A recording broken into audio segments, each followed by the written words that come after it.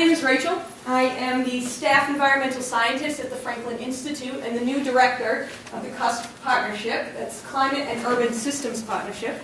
I'm here today with Richard Johnson, also from the Franklin Institute. He is the CUSP program manager. We'll be giving a brief introduction to what CUSP is all about, and I'll hand it off to Richard for some of the more intimate details of what the project has been up to. The project is entering its 6th year and final year of a $5.8 million NSF funding. Great. So we're here to offer you whatever resources we can and to really strike up some partnerships with you folks as CC Run gets off the ground. We'll then hand it over to Dr. Marianne Steiner of the Steiner Learning Group, Laurie Giarratani at the Carnegie Museum of Natural History in Pittsburgh, and finally Michaela Labriole at the New York Hall of Science.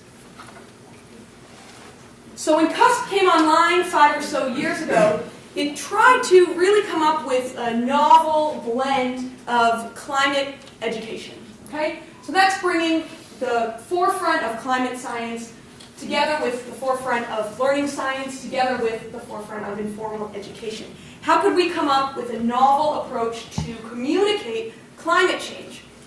The traditional approach of climate communication we found in the literature does not work. Richard will elaborate a little bit on that.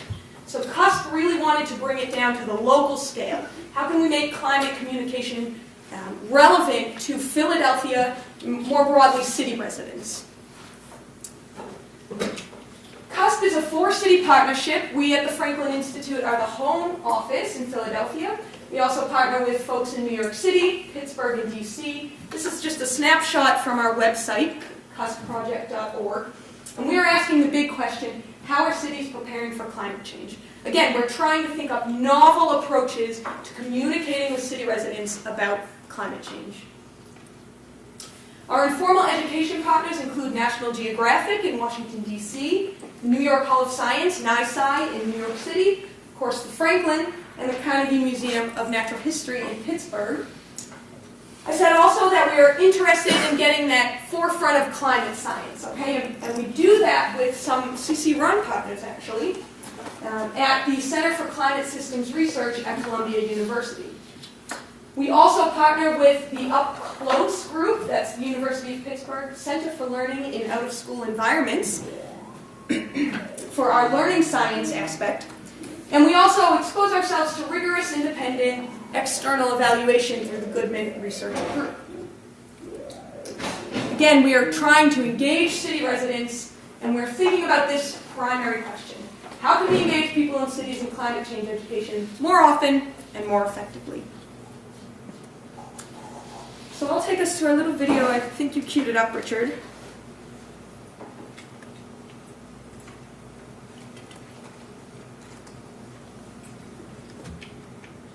Okay. These people are doing something you might not expect, having fun while learning about climate change. Climate change can be a complex, scary topic that people avoid talking about. CUSP delivers fun, hands-on community programs that take a local, relevant, and solutions-focused approach to climate change education. We do this through a diverse network of informal educators, climate scientists, learning scientists, and local community partners in 4 Northeast cities.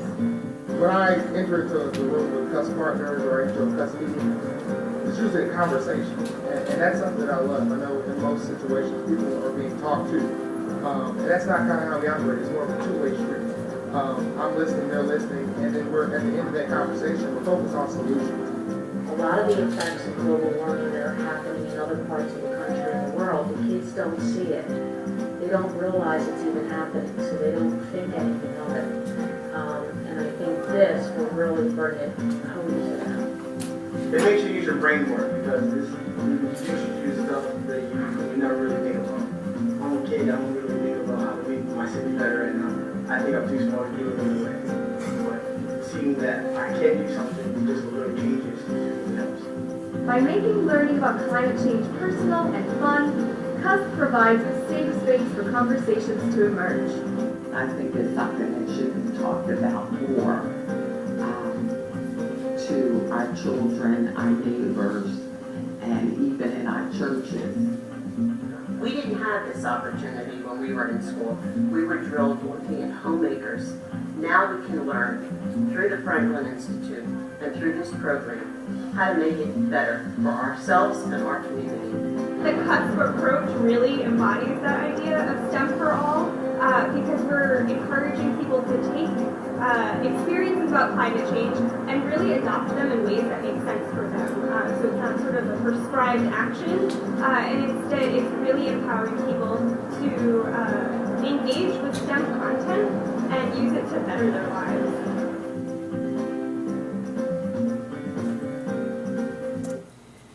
Great, so in that video, we really highlighted a phrase that Richard will now elaborate a little bit on, and it's CUSP's approach to outreach education.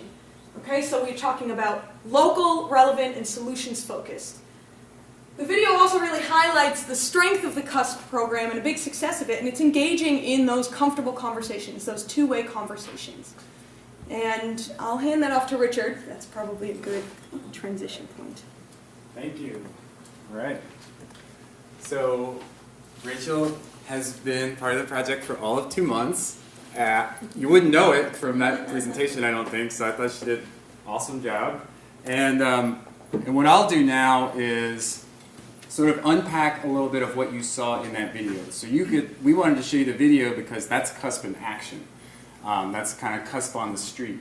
And I'm thrilled to see some of our local CUSP partners in the room today, and I'm sure there's more online, so how do you guys?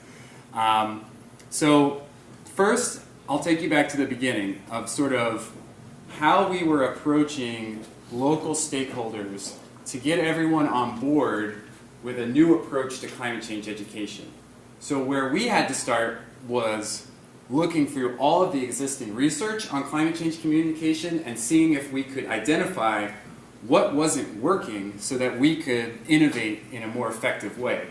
So when you look at climate change education from a sort of traditional approach, and I encourage people to just Google image search climate change and see what comes up, mostly what you're going to find is a very global, abstract, gloom and doom approach to climate change education.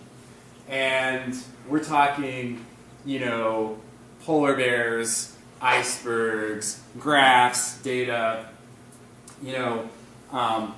and we were asking our learning science partners if they could look through research and sort of find promising practices.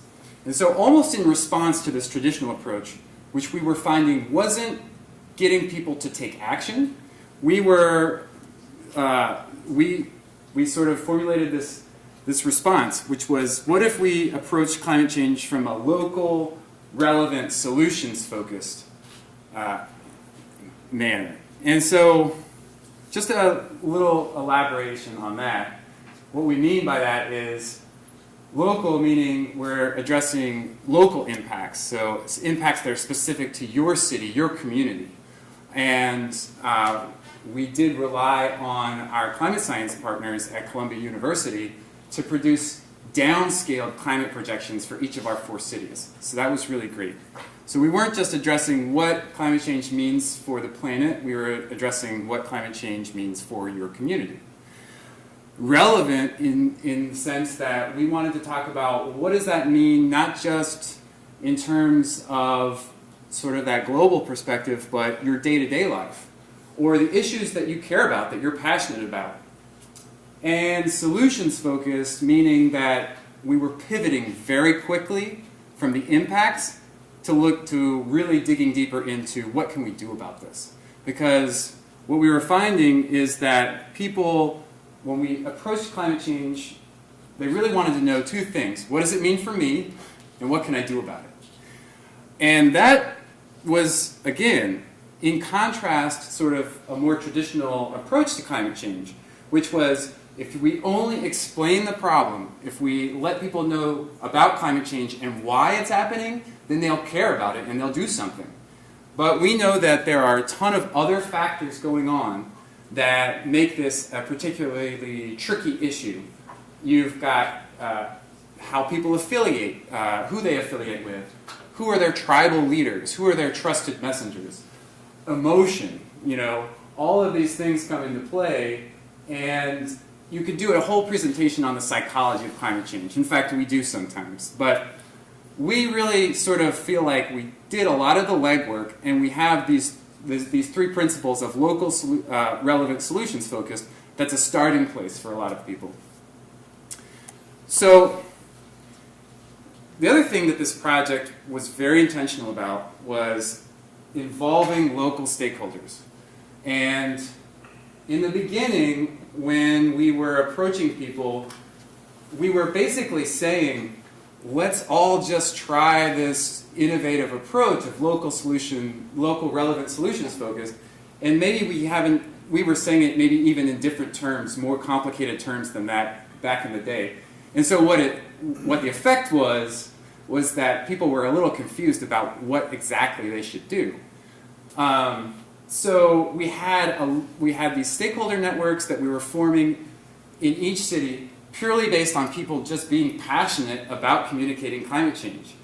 And we were saying, well, let's do something that's more in line with this more current research. And people were having a hard time just kind of wrapping their heads around exactly what that meant for their organization. So what sort of made things click, very much so in Philadelphia and similarly in other cities, is when we had a tangible product that people could look at and say, oh, that's what you meant. So what we're going to do now is we're actually going to do one of these activities that made it click for our networks.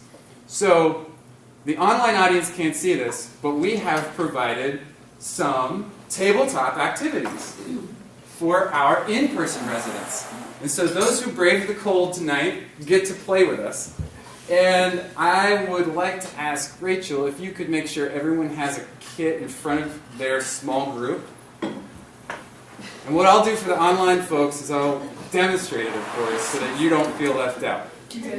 All right? So yeah, this is not a laptop or tablet-friendly exercise. There's actual water involved. So you might want to clear your area. We have provided some ShamWows, so we do have a plan in place. So this is what we produced at the we sort of adapted a version of this activity that Pittsburgh had created. And we created what we call our Ready Row Home. Okay? So this is a Ready Row Home. Ready for what? Well, it's ready for climate change. And what we'll do when we have audiences, all different audiences, is we'll basically, we'll start out, and don't do this yet, but we'll just talk about, rain. And how do we manage rain in the city? And so we'll actually make it rain. Sorry, Franco, I'll clean this all up. And you notice I had a nice little gentle rain, and usually we'll do about 10 seconds of that, let people observe how we manage this rainwater in a city. But we're going to skip right to climate change. So we're going to pop off this low-flow, nice, gentle rain nozzle, and we're going to address the fact that Philadelphia is getting wetter, because we're getting more increased heavy downpours, more flashy storms. So we're going to get more rain like this, all right? So what I want us to all do is to take I want you to make it rain. That's what I want you to do. And we're going to do this together for 10 seconds, and I'll count, okay? So you can make it rain all over the neighborhood for 10 seconds. Make sure you don't have that. You have the right, your nozzle's off. All right. So 1, 2, 3, 4, 5, 6, 7, 8, 9, 10. All right. I think you just give that a 2%. So, unfortunately, this can't be like a normal workshop where we necessarily all together in person dive into all the things that we're noticing. But at this point, it's just observation, right? You're just asking people, what do you see? Where do you know? Where's the rain go? What do you notice? And so, just any observations from out in the crowd. and I'll repeat them for the online audience. Anything? It's on the street or Yeah, not street necessarily right by the house. street flooding. Yeah, But it's not all handled by the gutters and the downspouts. Right. it's overwhelming, those gutters and those downspouts. So the cool thing about these models is we can actually look at what's going on. So eventually all the rain is ending up where? Did I hear the sewer drain? You're right. The sewer drain or the storm drain, right? But what we can do with this activity is we can actually show our audiences what happens after the sewer drain. And so these deli containers are our sewers. And it's very apropos we're here at Drexel Engineering because they do a lot of work on the things that we're going to talk about next. But the problem is that we have this line at which the sewer is going to overflow. A lot of people know this, but a lot of general public doesn't. So in bigger cities, older cities especially, all four of the northeast cities that CUSP works in, you have this point at which the sewer overflows. You don't have a separate sewer for your rainwater and your sewage. It's a combined sewer. And that raw sewage and that rainwater is just going to overflow unmitigated into our nearest body of water, which is the Schuylkill and the Delaware for Philadelphia. So a lot of people at this point, they're like glad they didn't do this activity before lunch, or like they're really kind of grossed out because we talked about raw sewage in their drinking water supply. And you got to remind people that the water in Philadelphia is totally fine to drink. It gets treated, but you kind of ask them, do you really want that in your rivers in the first place? So again, because we're at Drexel Engineering, this is very apropos. What we're going to do is we're going to ask everyone, how could we redesign our cities, rethink about them so that we kept this water out of the sewer in the first place? So we have this basket full of ideas, and they're sponges. And what could a giant sponge represent in real life that someone could do to keep water out of the sewer? A rain garden. Someone actually did say that. The rain garden, right? Anything else? So when I'm going to plant my rain garden there, and you guys should feel free to start, being city planners and putting your sponges. We need sponge. Oh, here we come. Green roof, right? So eventually, especially for the general public, what we're trying to get at is basically plants. Now I know there's a lot of engineering that's very sophisticated in actual green stormwater infrastructure. We want people to just think plants, because plants act like giant sponges. And then we have these rain barrels, that we 3D printed at the Franklin Institute, and we put those. We let the audience do all of this, right? They get to put all these plants and these rain barrels all over their city, their neighborhood. And so what you're going to do, this is the last step, I promise, but you're going to take the water that was in your sewer, you're going to refill it you're going to put it back in your container, your watering can. All right? We're going to go ahead and, when I say go, we're going to make it rain, again, the same as before for 10 seconds and see what happens, right? So, on your mark, get set, go. 1, 2, 3, 4, 5, 6, 7, 8, 9, 10.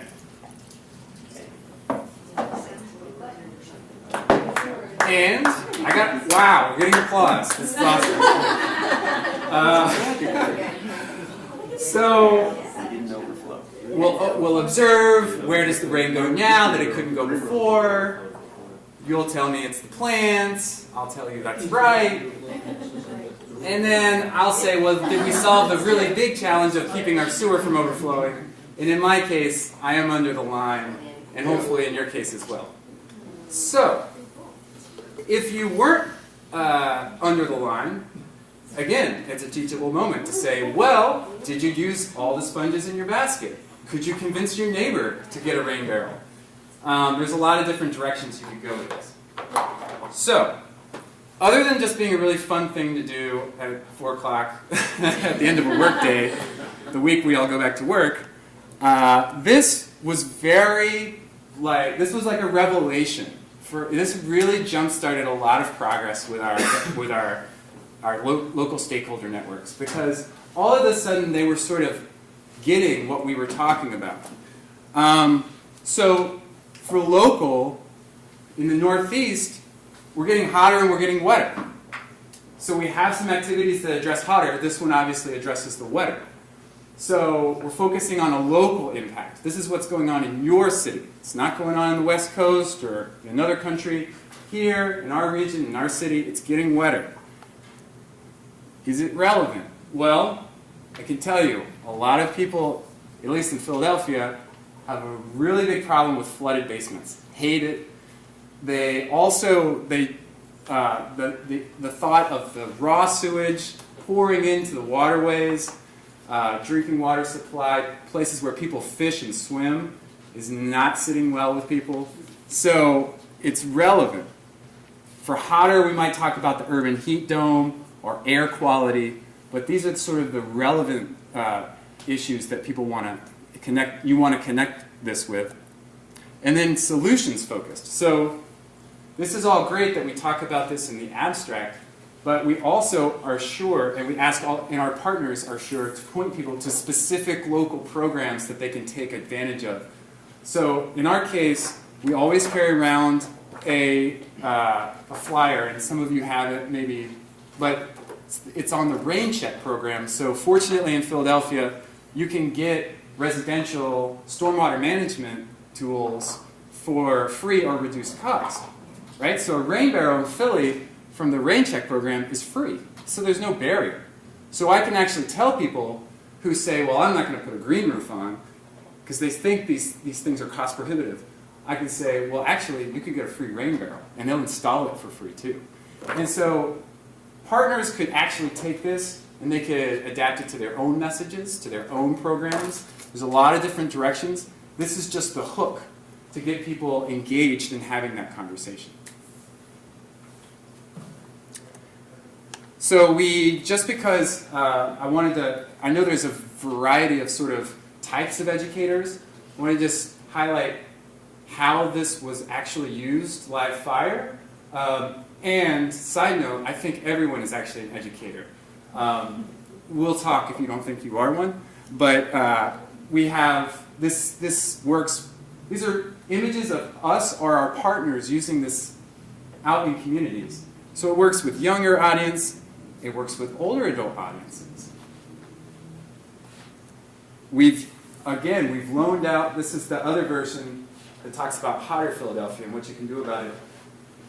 And in the sense that I wanted to show that they're very sort of malleable to people's own programs, this is our partner Penn Environment using it at a festival to talk about how not to prepare for a hotter Philadelphia, but how to prevent a hotter Philadelphia. So you can talk about preparation, you can talk about mitigation. It really is sort of very, under the banner of local relevant solutions focused and hotter wetter, you can talk about a lot of different local initiatives. So it's very, adaptable. And then you can do this even with like whole classrooms or workshops, like we're doing right now.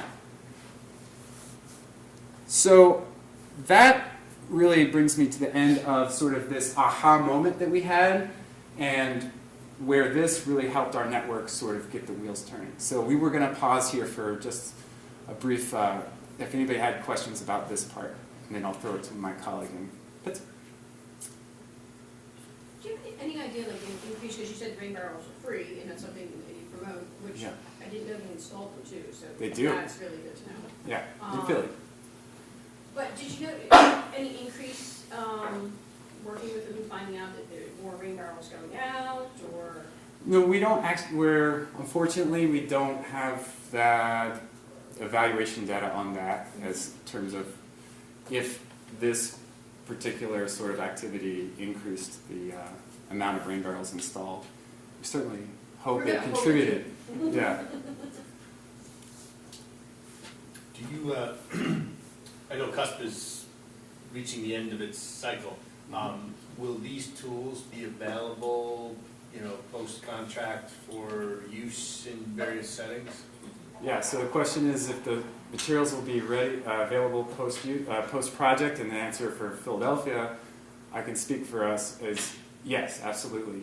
And so what we have done, and Pittsburgh and New York and DC, I think are similar, but we have a loan program essentially where any educator, and again, that's a big umbrella because I think you're all educators, they can come to us and they can borrow as many as 20 of these from the museum and do their own workshops. And again, we have the wetter version and we have the hotter version. So you come to the museum, you just have to pick them up. You can loan them, we give them to you for free. You bring them back, and you can do that as many times as you like. And they're going to live at the museum. So, yeah. Who do we contact to do that? There's a CUSP email address, which is cusp@fi.edu, that we'll show at the end. It'll be included in the slides. So how opposed are you to us copying this idea at our own institution? Maybe exactly. Yeah, well, the question is, how opposed are we about you copying this idea? You know, imitation is the biggest form of flattery, but we would, you know, if you don't have a lot of resources, to get a product like this is not cheap, quite frankly. So if you're a bigger institution, that might be something you could do, and we could work with you about how to do that. But it's funny, it was a great segue actually, because our colleagues in Pittsburgh actually have approached this from a much more sort of grassroots, sort of DIY approach. And you're going to see some examples of what you can do if you don't have a lot of resources to create something this polished. So I think that's a good segue to Pittsburgh. All right.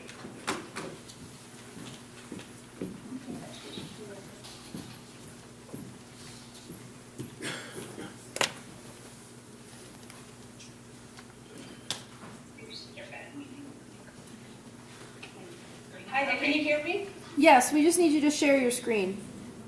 Okay, working on it. Okay.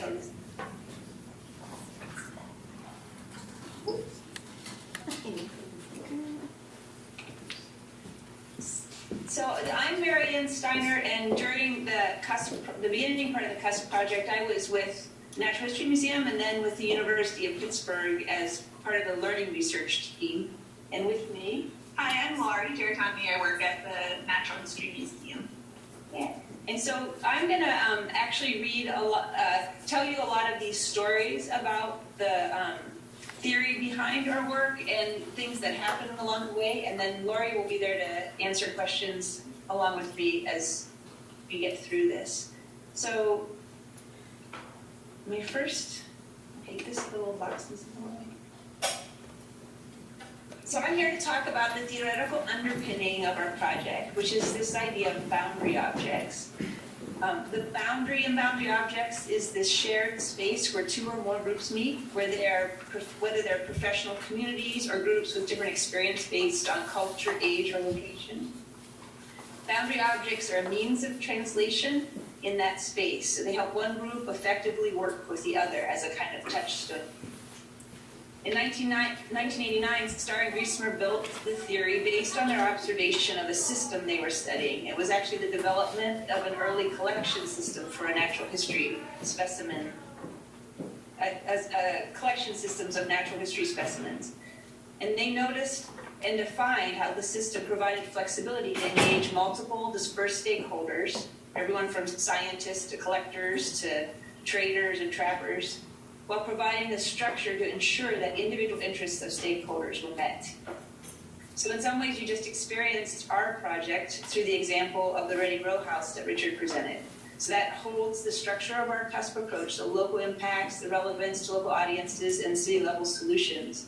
At the same time, the work it does is flexible. For you, it might excite you about presenting kits to your local about your local issues. For a resident, it might cause them to call the city for a new tree or rain barrel. And for the green infrastructure professional, it might make them aware of and give them ideas about how to address resident concerns about green infrastructure. This is based on talking with people across these boundaries. In this way, the object helps these groups talk across their experience and interests. As the theoretical term boundary object entered cross-disciplinary learning, like in areas like medicine, systems analysis, education, Studies found boundary objects not only help groups coordinate work, getting the materials into the museum, for instance, but it helps them identify differences in thinking, it helps them define problem parameters, and identify strategies to address that problem. In this way, boundary objects open up conversation and lead to action and new ideas. Many people since '89 have written about boundary objects, and some key qualities that emerge about them are their ability to convene. So they support diverse groups in addressing an idea or task. They can help coordinate work processes and growth over time. So we mentioned, one kit came from Pittsburgh to Philadelphia, then they developed it, and we have a whole process of iteration that we use. And they help externalize thinking. So they help support the identification of questions, group knowledge, and differences in experience by interacting with something that's common to 3 different groups, for instance. So more than the object as a product, as a kit, or as a map or a tool, they provide a structure for building on the expertise of the full group and generating new ideas. Richard mentioned that too, all the different ways that people might get excited about the Ready Row House. So when we started us, we had the idea that local examples and networked efforts would be important, as Rachel mentioned. We also had developed this idea of 4 platforms of ideas. So Pittsburgh's working on kits, New York a digital map, DC was working on a community of practice kind of approach, getting all our networks thinking together. And Philadelphia started out with a neighborhood approach. What would it look like if we did climate change across a neighborhood? And each city was taking a lead on developing one of those platforms, and then we would share it. But as we started working, and Richard described this perfectly, the kind of abstractness of the topic and how the networks kind of didn't know how to get started, we realized that having some productive thing to do together was going to make a big difference. And we only found our theory of boundary objects after struggling with this for a little while, and then having the experience of working with people on a project. So this is, again, our networks in each city are very diverse, and we have our theory of action that Richard described. But as we approached people to join this network, we were met with enthusiasm, and people wanted to engage with climate change education.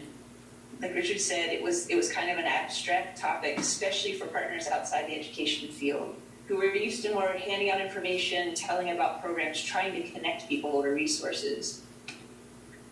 So, and this is a Pittsburgh version of one of those talking meetings, but so it's the same thing. It was more talk, less action, or people were still concerned about talking about climate change as being a political message, and their stakeholders might get upset. Some people felt like, I already have a really clear message about, say, zero waste. I don't want to complicate that message with a climate change message. And then there were a group, especially we all noticed with New York City working on this digital map. Michaela started with a very small network that was focused on a project, and they were ready to go. And so we started going, that's interesting. And in Pittsburgh, in Pittsburgh, the same thing. Our starting approach to the project was kit building for festival presentations. So the idea was to use physical models as a touch point to elicit the public's experience and thoughts about local climate change impacts, and to have this conversation happen between local residents and a network member with a specific expertise related to that impact. So as we began to convene our network, we found that when we brought an example kit to the introductory meeting, the partners were able to quickly identify with the CUSP approach and see how they might get started using these tangible tools. Richard talked about that as well. So as we all began in the different cities, as soon as Philadelphia, New York, and DC saw our first stabs at kits, they wanted them right away. We were supposed to be delivering them in year 2 or 3 or something, and everyone's like, no, let's just start right now. So we started just sharing ideas across the 4 cities. And for instance, in New York City, one of the New York City group built some kits right away, and one of the members from their network said, here's something I can glom onto to help me do what I'm tasked with doing. There's lots of other brains out there who are working on this, and I'm excited to connect with that. So she could see how this related to her work and how it expanded her thinking. And after they actually used the kit with an audience, many of our partners have been really impressed with the kinds of conversations that result. So one of our partners in Pittsburgh said that CUS provides an interactive piece, kits for example, to move us from talking to interacting with people, and also working with physical interactions with kids. From this, we see a lot more light bulbs going off now. So they really switched from kind of a lecture-y presentation to a more engaged one. So if we go back to the boundary object qualities, those first two parts talked about how kits helped us convene our network. Now, we're going to talk about how it helped us coordinate a shared work process. So initially, when we would have a network meeting, we would put out a bunch of kits and ask the participants to play with them, talk about them, think about them, and then give us suggestions about how to improve them and make them align more with their own work. And then also tell us, are there new themes that we should be trying to address? We wanted to be sure that the kits reflected their interests because we wanted them to use them. That was the whole goal, that to broaden out all the audiences we could reach by working with these varied network members. Before long, our Pittsburgh partners were asking if they could come and help build kits, which was a really great surprise. We didn't want to overburden people who didn't have a lot of time, but they were coming to us saying, we want to build kits. So this led to the development of a series of kit building workshops at the local Center for Creative Reuse that replaced some of the more general discussion-based network meetings. So instead of coming to, monthly network meetings, we would have kit building workshops and then maybe a quarterly network meeting. So doing this project-based work shifted people from a passive to an active role in climate change education. One of our partners at Pittsburgh Park Conservancy said, it's about learn and amplify. She loves the learning network and the space for thinking about climate change education that CUSP provides. It gives us a nudge to bring climate change into our work. So we started to see people move from fretting about it to, oh, now I see how to do this and I see how it actually helps me do a better job. In the first 2 years of the project, Laurie and Allen worked on a study with her advisor, Kevin Crowley, that tracked our early network activities.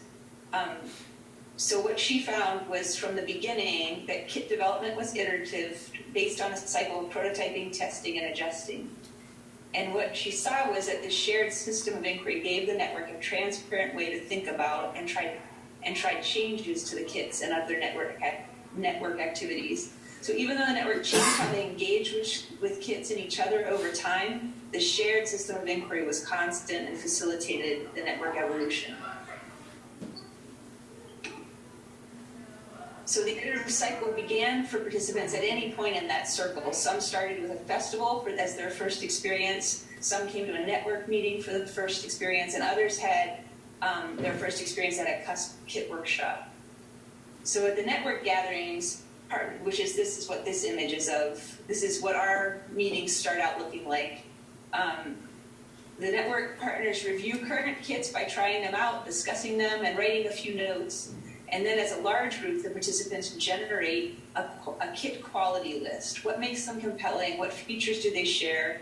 What possible additions would be useful in a particular kit? And this list is then posted in the room as the meeting continues. And we do that at the beginning of a kit workshop too, actually. The process helps to expose partners to available resources. Which kits do I want to borrow? Sometimes people don't know what's available until they actually get a chance to play with it. It sets the tone that this is an iterative group and change and additions are welcome, that we don't see these as finished kits, that these are kits to adapt to your own needs.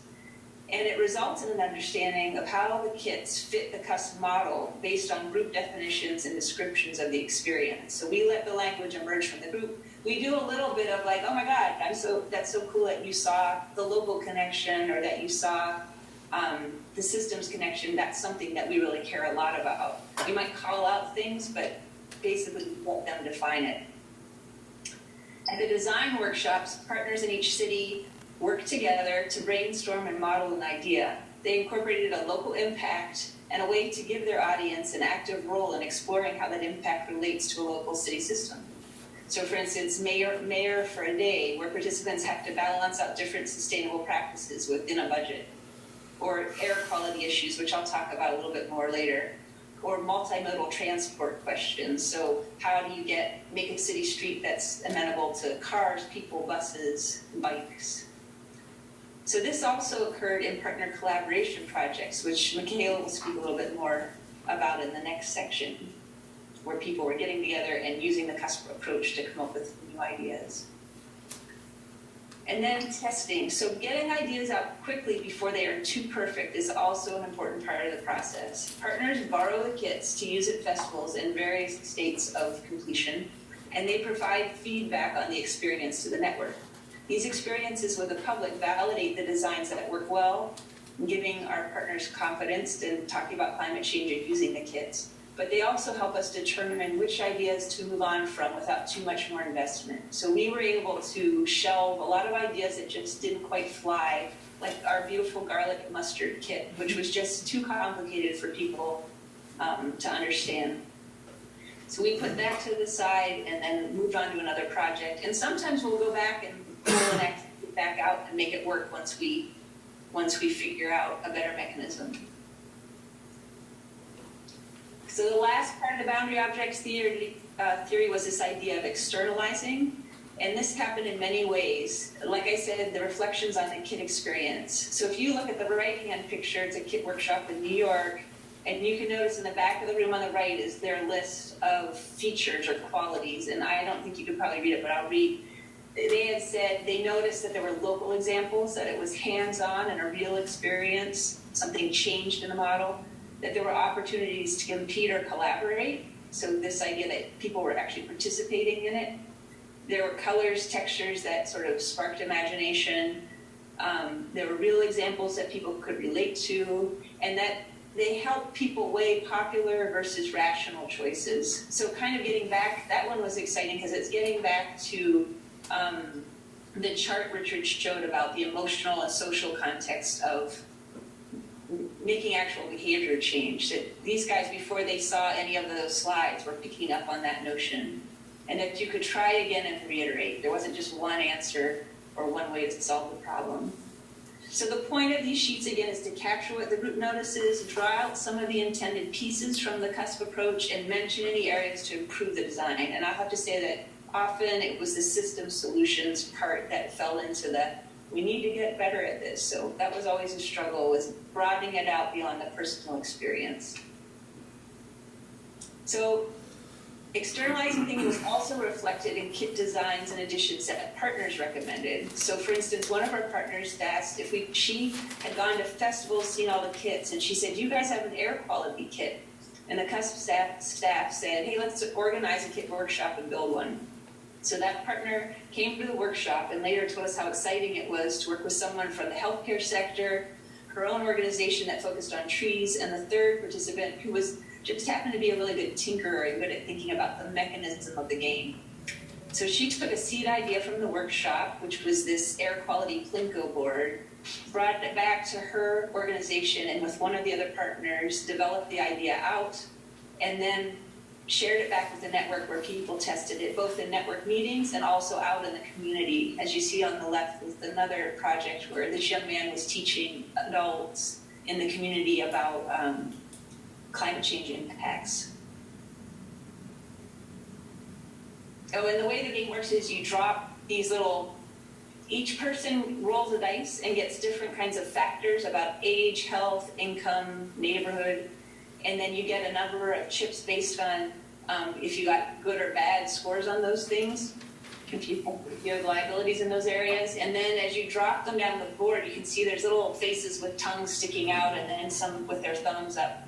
And if you land in a bad spot, that means you've had an asthma attack based on the extreme, the poor air quality based on climate change, hotter summers and wetter weather. And so then what you can do is you can take a piece of some kind of a barrier that cuts across the little the spokes that the things are jumping off of, and you can name it. Like, this is a city policy that means people can't drive odd numbered cars on odd days or something. So something that would mitigate the amount of pollution going into the air, or this is the policy that would plant more trees in our community, something that would make it cooler. So you get to design the thing and then test it again and see if you have less of a chance of getting asthma.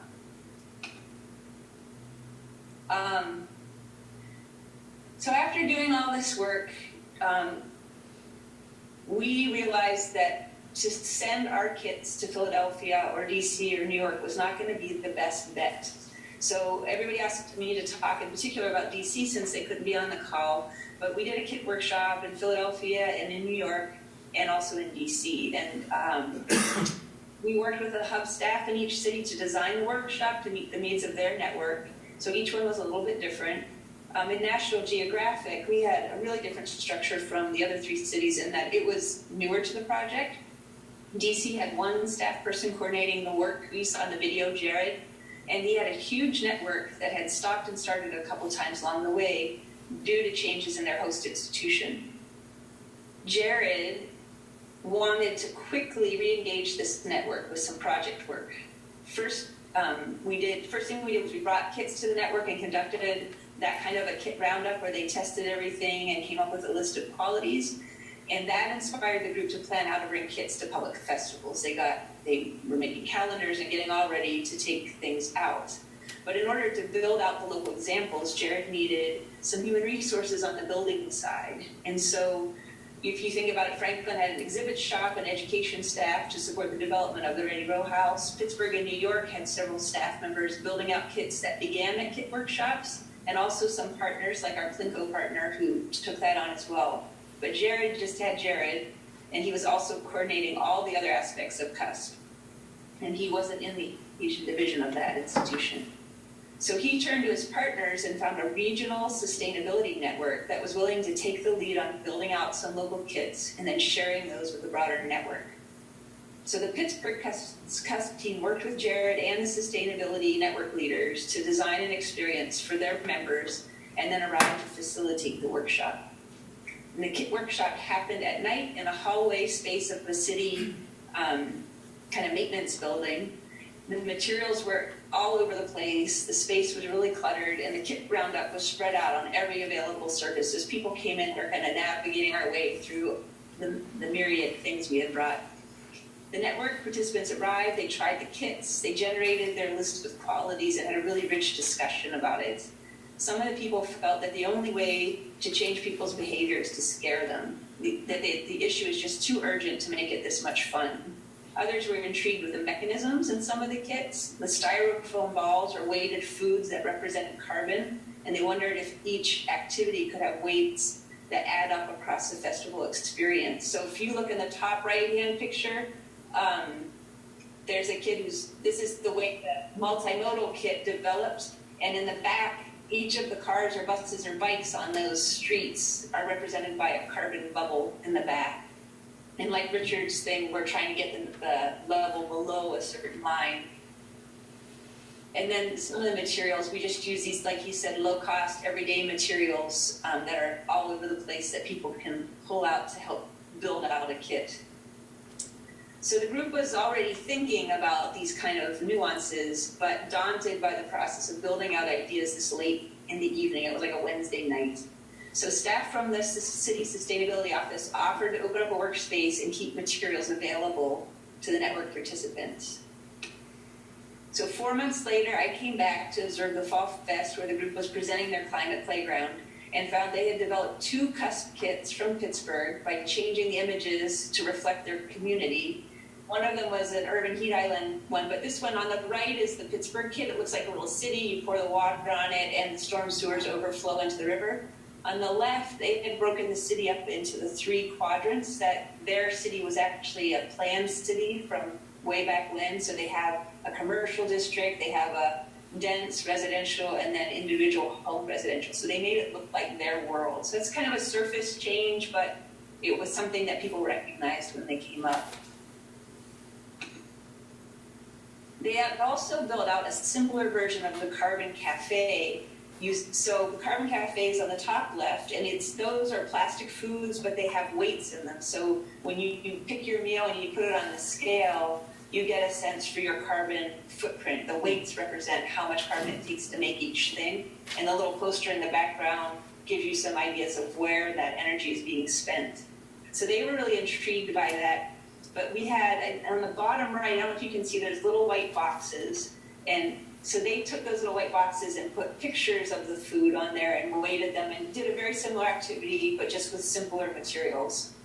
So they made their own hidden cost cafe. But then this woman showed up and she was sick, but she had been working on her kit and she brought the bag and left it with us. And it's called Want to Help the Earth? ?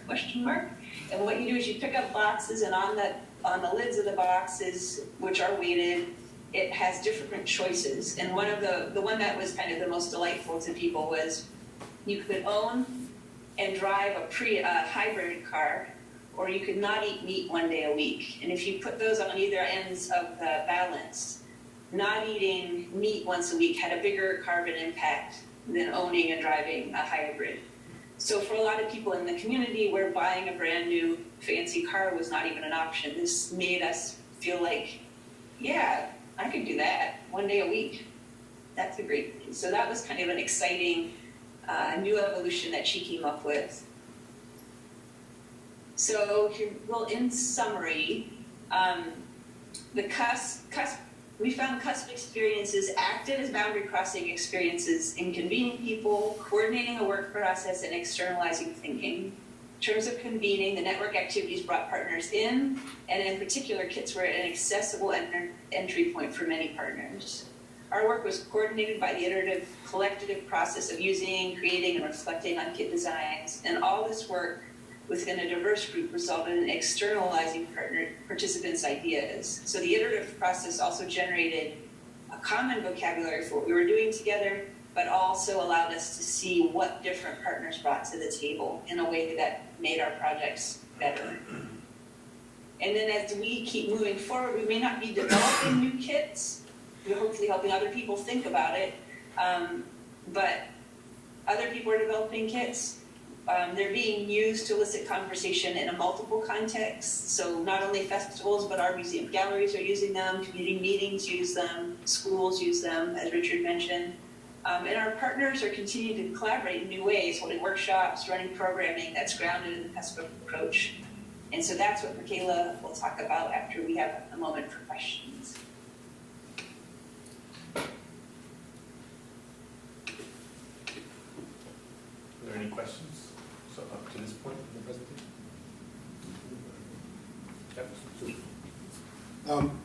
The kits you've designed, I'm particularly interested in the weights kits and those things. Are those documented somewhere so that one could recreate that?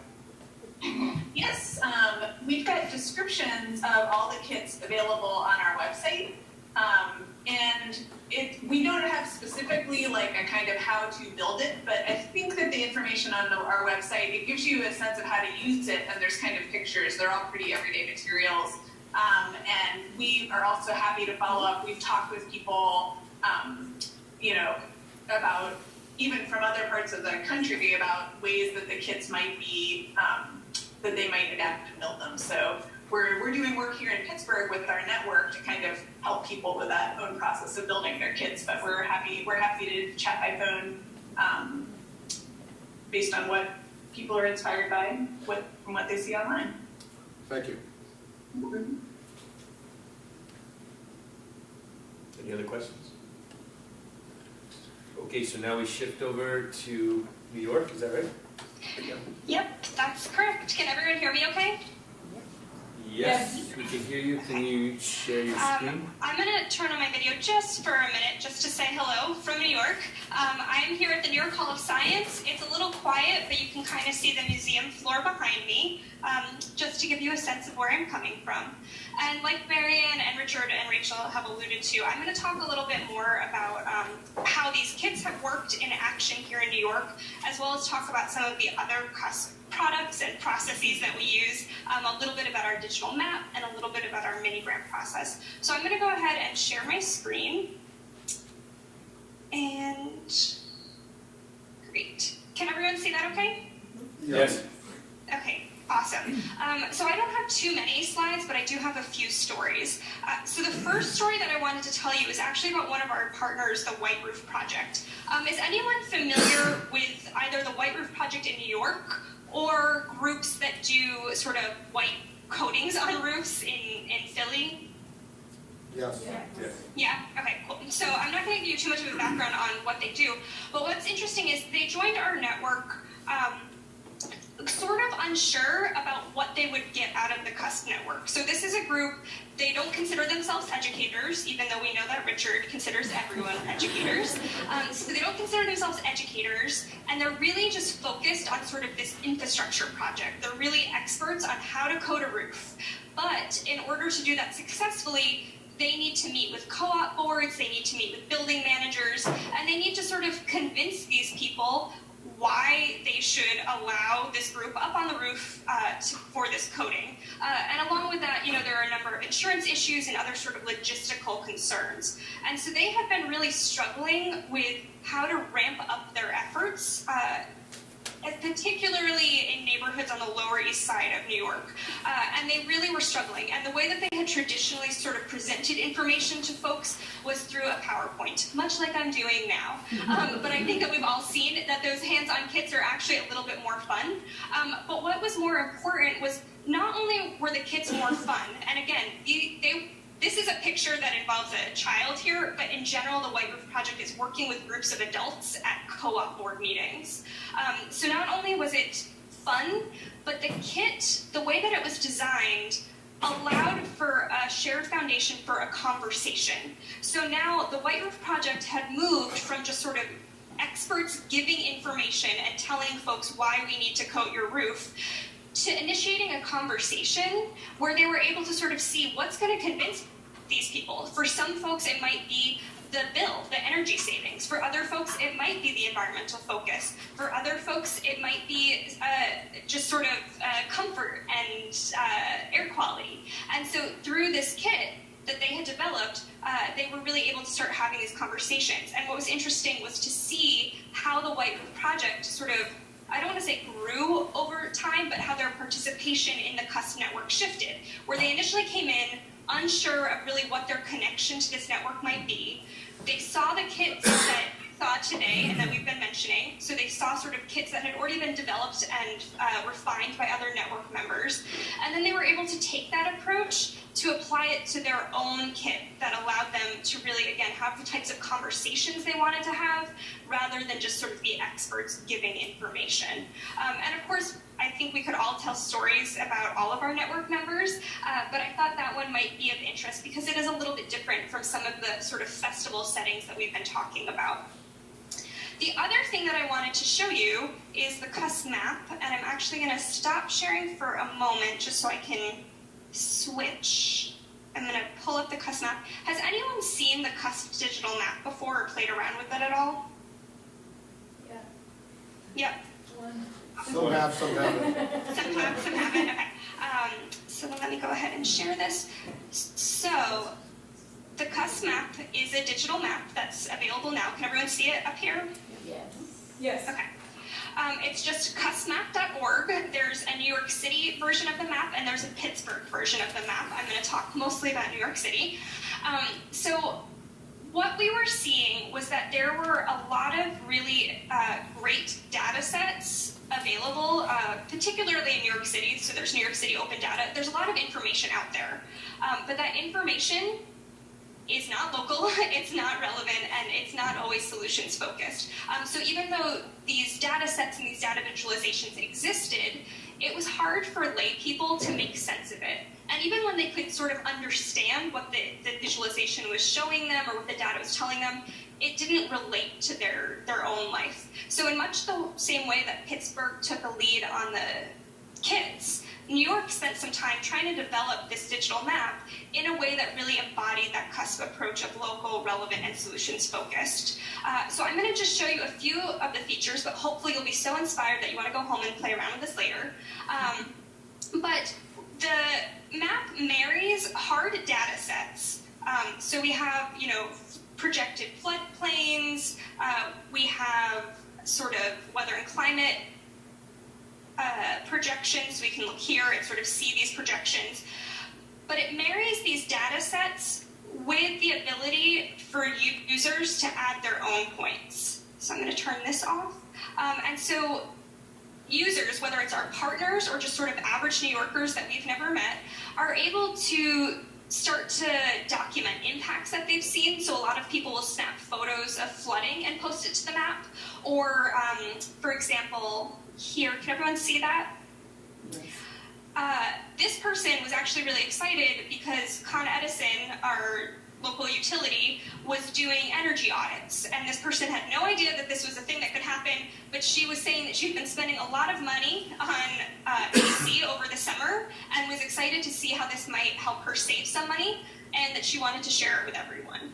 So sometimes, again, it's solutions that are being shared, sometimes it's impacts that are being shared. The other thing that we saw was really powerful was helping people understand why you would want to use a tool like this at all. So folks in New York, Sandy is still very much in our minds. And so people are very interested in seeing, okay, this is the flooding from Hurricane Sandy.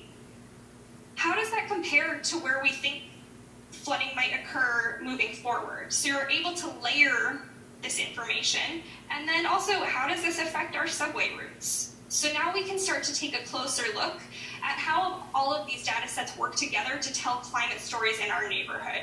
And for those of us that rely on public transportation, this is a really important story to us. It also helps explain why the subways are not always working on the weekends, because the city's doing sort of resiliency infrastructure work. So this mix of the ability to layer data in a way to tell stories, and it's explained in a very sort of simple way, that mixed with the ability to have our own conversations and share back. So again, it's about having a conversation, this time online, but still, everyone is an expert in their own story. Everyone's sort of impacted by climate change in their own way, and everyone's contributing to solutions in their own way. This map allows for that conversation rather than just the output of information. And then the last thing that I wanted to show you quickly, so many cusps, is up at the top of the map, in order to help sort of orient people to how this map could be used, we have several what we call stories. So these are a series of linked points that will start to turn on and off layers, that will start to highlight different user-added points to give folks a sense of how this tool might be used. And most of this data, like I said, is coming from other sources. So CUSP was not the group that put together this information, but we've curated the information that already existed and that the city wants out there, and put it in this platform that allows it to be a little more user-friendly, and allows folks to feel like they have ownership over that. So you can see here, I'm just doing a quick overview of this. But again, this is the wastewater story. So it starts by documenting what are some of the things we expect to see, and ends up with what are some of the solutions that you can be involved in. So that's the CUSP map. Before I move on to mini grants, are there any questions about the map? I know that was really fast. I have a question about the curation process. Yeah. To what extent do you seek to validate the data that you incorporate in a platform that you have your name on? So the information that we're getting is from the city or from our partners at Columbia. So it's information that we feel is valid. For the user-added points, those are things that we as admins check regularly, and rather than deleting something that might have misinformation, there's an option to sort of have a conversation. And so if someone has a misconception, we're able to reply to that rather than sort of just taking it off, because chances are someone has the same misconception. Thank you. Actually, I had a question on that as well. So the crowdsourced data, does it go directly onto the map, or does it go to some place first and it's critiqued and looked at? Yeah, that's a great question. So we really debated that as a network. So not just me or the New York Hall of Science, but our whole network really talked about what do we want that process to look like. Because we were concerned about, people being inflammatory, people posting inappropriate things. The initial decision was, let's just have it go up immediately. Because what we were seeing in prototyping was that people wanted to check their point right away. They were excited about adding something, and they wanted to see it. And we didn't want to have a login because it just increases the barrier to posting. And we sort of decided, let's just see how that goes. And we're several years in at this point, and that's still the way it's been because we've never had anyone post any climate denial statements, anything inappropriate. That's not a challenge to all of you to start trolling this map, but we've been really lucky that people are using it as a tool. And like I said, sometimes there's misconception, sometimes there's misinformation, but there's never been anything inappropriate. And so right now, it's as soon as you post, it goes up on the map. Thank you. Any other map questions? Great. So I'm going to talk a little bit more about one other aspect of the CUSP project, but I do hope that you take some time to look at the map in more detail, because I did just give a very quick overview. So I'm going to go back to sharing my screen. There. So we've talked about the kits, and we've talked about the CUSP map, and now I want to talk about our mini grant process. And my fellow CUSPers can talk a little bit more maybe about the origins of mini grants if there are questions, but I kind of want to talk about where they are now. And so in each of our cities, we have a process for providing small grants to our partners, and this money and these very small grants really allow our partners the space and time to think about how does the CUSP approach work for them.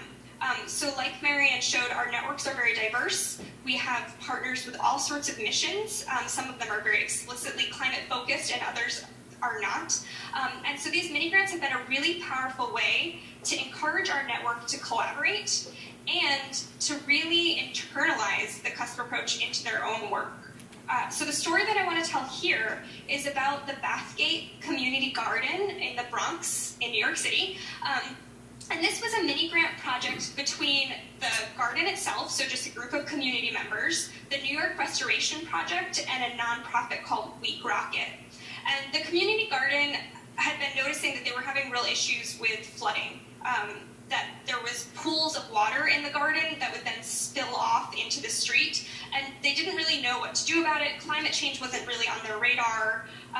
They were interested in the environment, but they were actually more interested in food justice and having access to high quality produce. So Week Rocket and New York Restoration Project came in, and they were existing CUSP partners, and they were able to use the kit and they were able to use the map to start helping the community think about, well, what role is climate change playing in this flooding that's really affecting your garden? So here you can see them using the New York version of the kit that you just played around with. We call it Extreme Events. And so the community members were able to learn a little bit about what the issue was, and then they actually had a landscape architect come in and talk about, well, what are some potential solutions that we could apply to this situation? And the community decided on a rain garden. And so the community actually helped design the rain garden. They decided sort of what flowers and plants would work best there. They took part in all of the build days, and so there was a lot of digging out of things, a lot of leveling things, moving soil, and at the end of the day, the community ended up with this beautiful rain garden that really allowed them to better enjoy the garden, the community garden as a whole, and they were starting to talk to their other community members about climate change, and hey, climate change is a thing that's affecting our neighborhood, and that we were able to be part of the solution. Going back to the mini grants, however, this small amount of money, so each institution received $2,000, even though that money doesn't seem like a lot, it was more the support and the process of going through applying for this grant that was really powerful for this group in particular. So they really weren't sure how to work together. The Community Garden, Weed Rocket, and New York Restoration Project had similar goals in mind, but weren't sure of the process for working together. They really hadn't had a lot of time to think about, well, how are we going to apply what we've learned from CUSP? And so this process allowed them to really sit down and think about what does CUSP mean for us, and how do we see local relevant and solutions focus in our work. And in addition to the monetary support, CUSP staff was around to help answer questions, provide climate science expertise. We were there on the build days.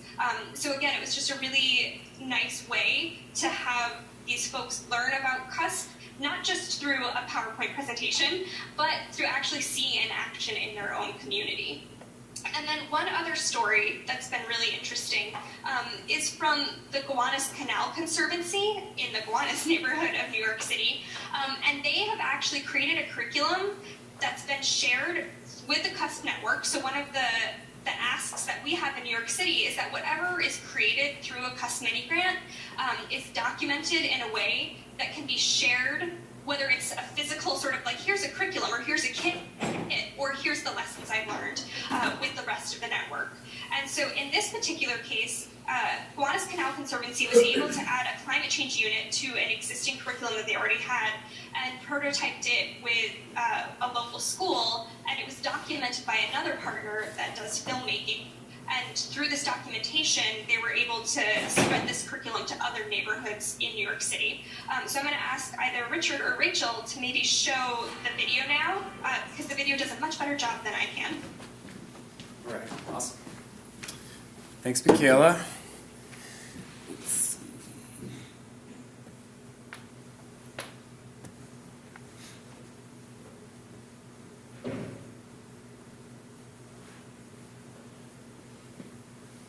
That's not what I wanted. All right. Let's load in. There we go.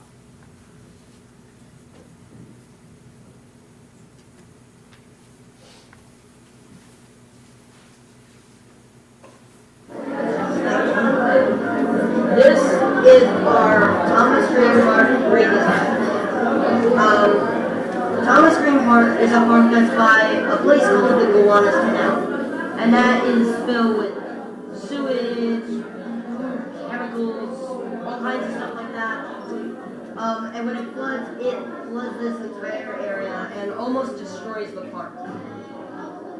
But we redesigned it in a way where we hope that will never happen again. The students just completed a mission called Gowanus Redesign, and the task was to redesign 2 spaces in the Gowanus Canal, one being on the waterfront at the DeGraw Street end and the other being Thomas Green Park, to make them more resilient to climate change impacts. What we did in this mission was basically set out a big problem. Here's the big problem going on. We want to make the Gowanus neighborhood more resilient, and how can we do that? And the learning happens by a little bit of like trial and error, or tinkering, or creating something that will help the Gowanus neighborhood become more resilient. We have students who live right near the Gowanus Canal, whose homes may have been flooded in events like Hurricane Sandy. And in a project-based learning setting, we're giving students not only content and skills, but we're connecting them to an issue that we believe really matters. And students respond really well to that, because our students want to be connected to things that really matter. The components of that were to learn more about green infrastructure and to decide which kinds of green infrastructure the students would want to use. Can you have 5 minutes to talk? That's all you get before we do a first round of feedback. We give each other feedback, and then you're going to be introduced to the budget. Another big component of it was to create a budget. We actually gave them a budget, so they had to create a plan that was within a certain amount of money.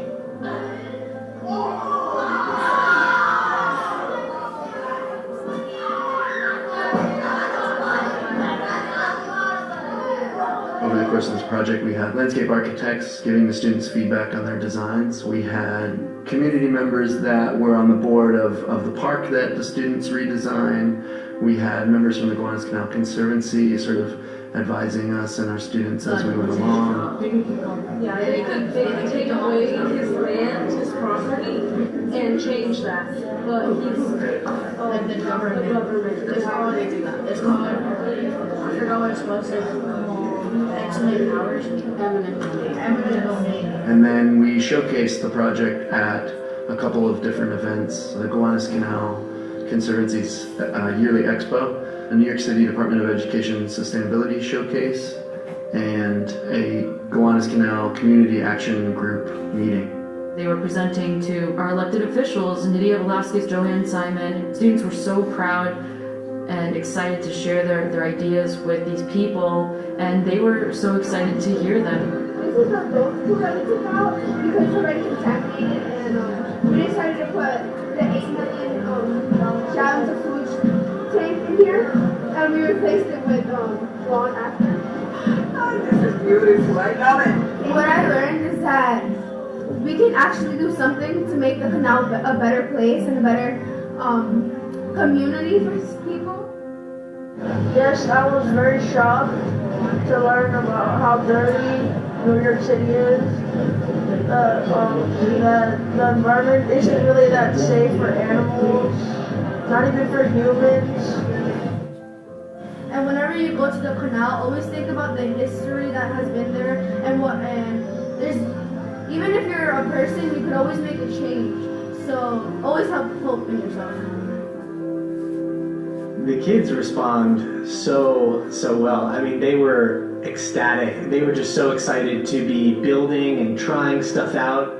Even though we really spend a lot of time looking at the data in the past, in the present, in the future, I don't believe our students are fearful. I think they're hopeful and they're excited to be a part of educating their community and designing solutions so that we can all be safe and healthy and happy.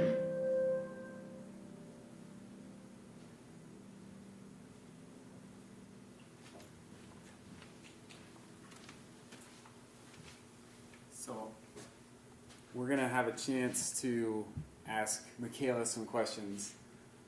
And I'm just going to do a quick summary, but I love this video and I think it's a great example of what we do.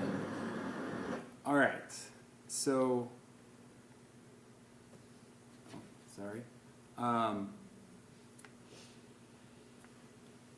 Just quick sort of conclusion. I know that was a lot of information.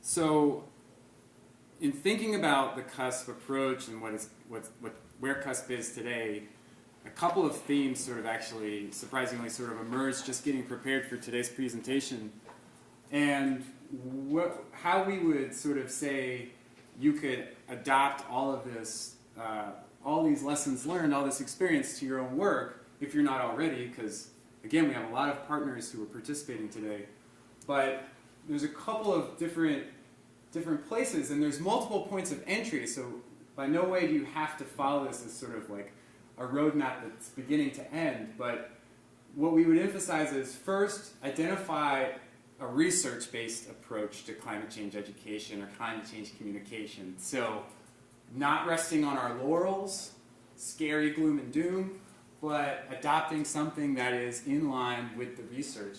And for us, that's always been local relevant solutions focused.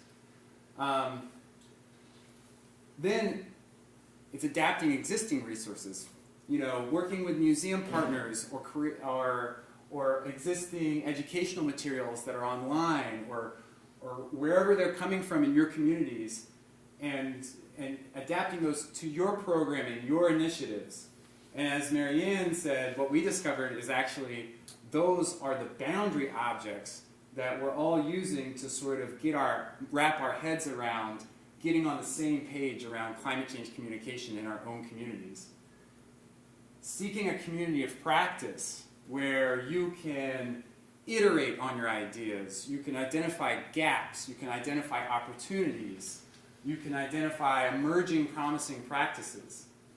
And then collaborating, innovating, producing new materials or collaborative initiatives where you're creating something that hasn't been done yet. And that's sort of where, at the level of the mini grants and the kit workshops, where you're actually kind of co-producing things that are new and tailored really specifically to your own work. But by no means is climate change communication solved. Obviously, it's a moving target. There are a lot of nuances that we do acknowledge. So we don't want this to, by any means, discourage innovation on any of this. But it's just sort of getting you started in thinking about approaching this in your own work. So just highlight a couple of resources. The first two, Connecting on Climate and Eco America, absolutely fabulous deep dives into the climate change communication research and why local relevant solutions focused works. CUSPproject.org is the CUSP website where you can find a lot of resources, access to partners, access to activities. The Clean Net Work is a clearinghouse of climate change education activities as well. Again, just trying to get you some starting points and where you can identify existing resources if you don't want to just go ahead and create something from scratch. And then CUSP is part of a larger initiative called the Climate Change Education Partnership Alliance. And this is a nationwide group of projects, 6 across the country, who are all actually doing different approaches to the same problem of how do we do climate change communication more often and more effectively. And so if you're even some who are in the Northeast, so if you're looking for local partners, you can look on that website to see if there's other local partners just besides CUSP that you can work with. And climatecentral.org, again, Columbia, the Center for Climate Systems Research, has been amazing in giving us our downscaled climate projections. And we're happy to facilitate contact with them, but climatecentral.org is also really great at doing downscaled climate projections as well, so you can check them out. And if you want to get in contact with us, cusp.fi.edu will get you in contact with any one of the speakers today. So I'm going to take some questions, but thank you very much.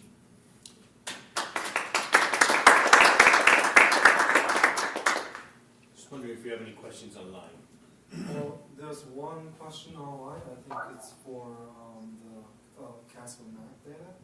So the question is it possible that city might want to appear to be climate change compliant when the in-the-ground reality is quite different? So is there any, has anyone done a sampling to verify the data? I think Michaela addressed that a little bit before, but yeah, it's fine. Michaela, are you able to turn your mic on? Yeah, I heard some of the question, but can you paraphrase it? Is it possible cities would like to project themselves as being climate change compliant when in reality they're not so much? And how do you verify the data? I think that's definitely possible. One of the reasons that I trust the data that we're using for the CUSP map is that in isolation, it kind of doesn't tell that story. So it's not something where you would look at the data and be like, oh, the city's trying to sort of project one thing, because each of the data sets is sort of its own in isolation and coming from different agencies. We also have relationships with these city agencies, so the agencies are members of our network. And so again, it's coming from sources that we have some relationship with. We have enough expertise within the network to sort of be able to vet the data, even if we're not combing through it, at a very fine print. And then we also, anything related to climate change is coming directly from our our climate science partners. Does that answer the question? It's an online question, so we don't know. Nobody's flipping a table over here, so I think they're okay with that answer. Are there any other online questions? That's it? Do you have any other questions in the room?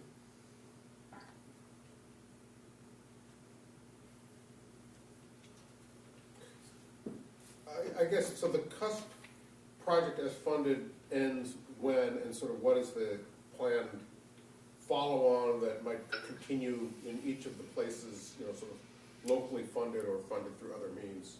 Yeah, so the project is in year 6 of 5.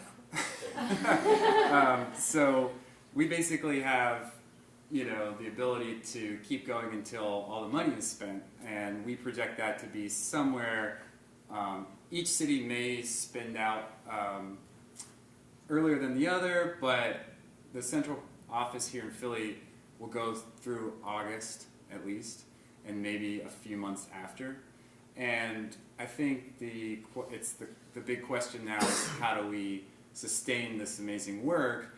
And I know that there are at least components that we're all invested in figuring out how to sustain, which definitely the local partner networks. You know, partnerships take a lot of work and a lot of time, and they're functioning, they're very vibrant communities right now, and no one is interested in losing that momentum. So trying to keep that going, and then applying for smaller grants to continue sort of the things that have shown the most success. So, you know, it's a big question. Yeah. Was privatization of any of this, or commercialization of any of it considered as you went through the network? Of the just of the kits, of the tools that you developed? Were well, there any things where you saw that opportunity? I'll speak for myself, but being federally funded, you're mostly open source. So these are meant to be, you know, moving the field forward. So, you know, this is basically, we provide this for free and sort of the capacity building for free. When the grant ends, you know, there are some products that each city has created. The row homes, for example, we will loan for people for free, you know, in perpetuity. But if people wanted to purchase like other row homes, we have the ability to do that. And in fact, there was a museum down in Richmond, Virginia that purchased 10 of these for their own work. So there's but that wasn't really on our radar, for sure. I have a question about the content or sort of the regularity of the meetings that you've had like over the past 6 years. I mean, from the images, it seemed like lots of exciting events, but it seemed like a lot of them were public events, and so maybe you get, you know, one cohort of people one day, and then another cohort, another people, and then. But I sort of heard in the background that there were members, there were partners that are. So, how much of the sort of success that you've had do you think is because there's been a core group that's sort of followed this through, or is it, you know, kind of a snowball effect that are you gradually building a community of people who regularly attend events? Does anyone in Pittsburgh or New York want to? I think that New York is sort of on one end of the spectrum, and that I think Philly and Pittsburgh meet a little more frequently. One of the interesting things that we started with was this idea that all of the cities would be really similar, and that we would switch products, and that they would sort of move around. And as the project moved on, we really recognized the differences in cities. Are there any native New Yorkers or folks that have lived in New York before in the room? Yeah. Yes. So, like, you know that it can take an hour and a half to get from Queens to Brooklyn, even though it's like 3 miles. And so we were recognizing that it's really hard to get folks in the same room for a meeting on a consistent basis. And that's one of the reasons that we really focused on a digital platform. And so we did have meetings, and I think towards the last few years, we'd say like, we'd have 2 big sort of all network meetings every year, and then we had mini meetings. And sometimes those were around a particular topic, sometimes they were focused in a particular neighborhood. So like we had a lot of partners in Gowanus. And so even though it was important to have sort of like a core group running through, the ways that we interacted with that core group didn't always have to be face-to-face. And I think that worked really well for New York.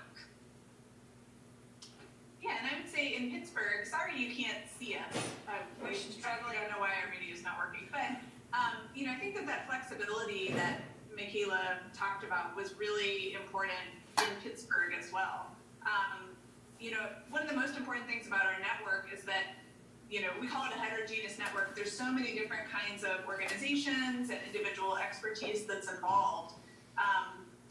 The strength has been that different people in different organizations have found different elements of the project interesting to them. But keeping our core message of, you know, doing climate change communication by being local, relevant, and systems focused, that's allowed our project to go in a lot of different directions, but stay really grounded.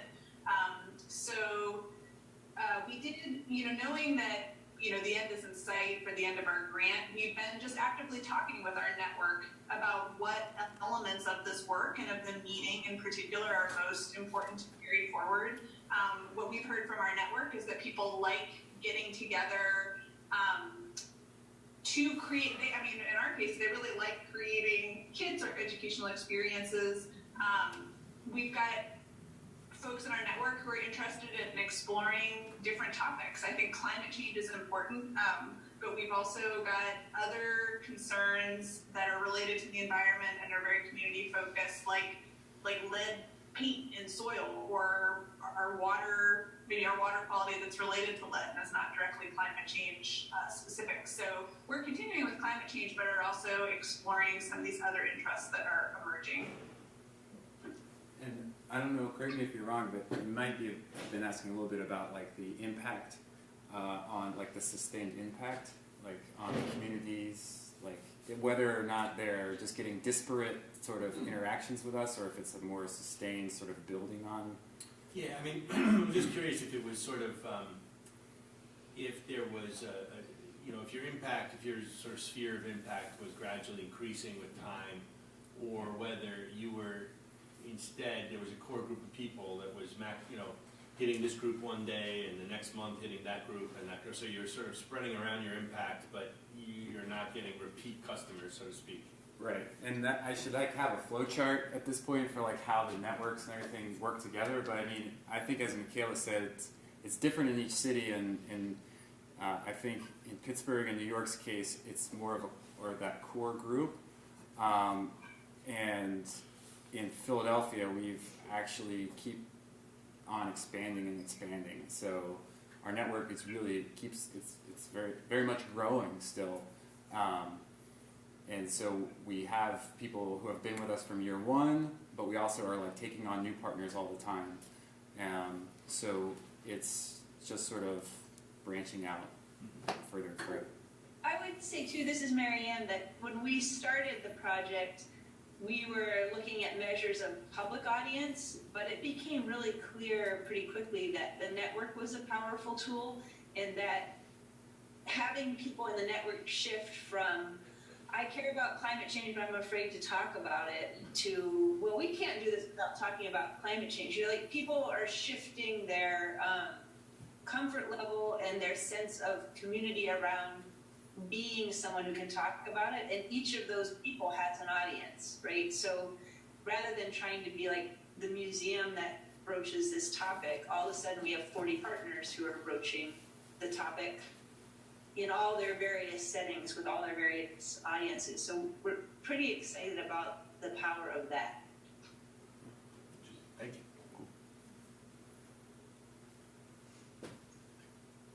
Okay. Awesome. All right, well, thanks. Let's a round of applause for all our customers. You guys should mention have been sponsors of this series since the beginning. So yeah, that's nice. Yes, we appreciate that. Please join us next month for Focus on Water Systems. And thanks.